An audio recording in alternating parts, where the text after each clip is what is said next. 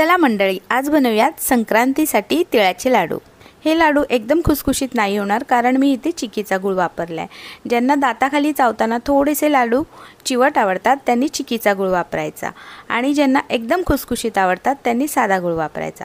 तर इथे मी चिकीचा गुळ वापरला आहे। आता लाडूसाठी गुळ बारीक चिरून घेऊयात। त्यासाठी इथे मी बटाटा पिलरचा वापर केलाय। सुरीपेक्षा बटाटा पिलरने गुळ पटापट चिरला जातो। इथे मी 1.5 कप सफेद तीळ वापरलेत। जितके सफेद तीळ घेतले तितकाच मी 1.5 कप इथे चिरलेला गुळ घेतला आणि पाव वाटी शेंगदाणे घेतले। तर आता हे सगळं आपण भाजून घेऊयात। सगळ्यात आधी इथे मंद गॅसवर एकदम तीळ भाजून घ्यायचे। तीळ भाजताना थोडासा असा चटचट आवाज आला आणि एकदम हलका असा रंग तिळाचा बदलला म्हणजे तीळ भाजून झालेत। जास्त तीळ नाही भाजायचे, नाहीतर लाडू कडवट होतील। आता तीळ भाजून झाल्यावर इथे शेंगदाणे भाजून घेऊया। शेंगदाणे भाजून झाल्यावर थोडेसे कोमट झाले की त्याची साल काढून असे जाडसर कुटून घ्यायचे। आता भाजलेले तीळ शेंगदाणे एकत्र करून त्यामध्ये 1.5 चमचा जायफळ आणि वेलची पावडर घालूयात आणि मिक्स करून घेऊयात।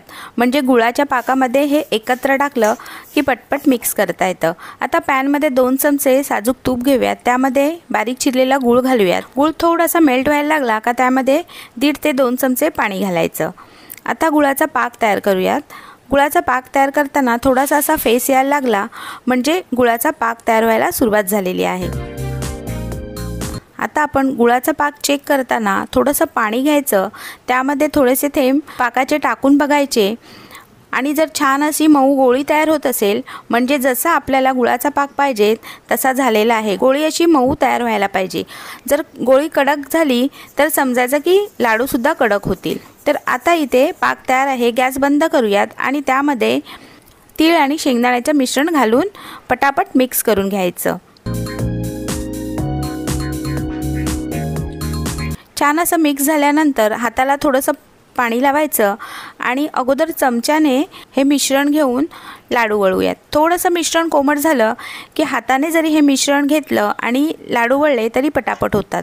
अगोदर लाडूचा शेप जर वाकडा तिकडा आला तर नंतर आपण त्याला एकदम गोल गरगरीत करू शकतो। हाताला पाणी लावून लाडू जर केले ना तर हाताला चटकासुद्धा नाही बसत।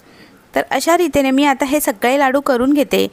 तुम्ही सुद्धा अशा पद्धतीने तिळाचे लाडू ह्या संक्रांतीला नक्की करा। तर तयार आहेत आपले एकदम गोल गरगरीत तिळाचे लाडू। तुम्ही सुद्धा असे लाडू एकदा नक्की ट्राय करा आणि व्हिडिओ आवडला तर प्लीज वसुधा किचनला लाईक, शेअर आणि सबस्क्राईब करायला विसरू नका। तिळगुळ घ्या आणि गोड गोड बोला।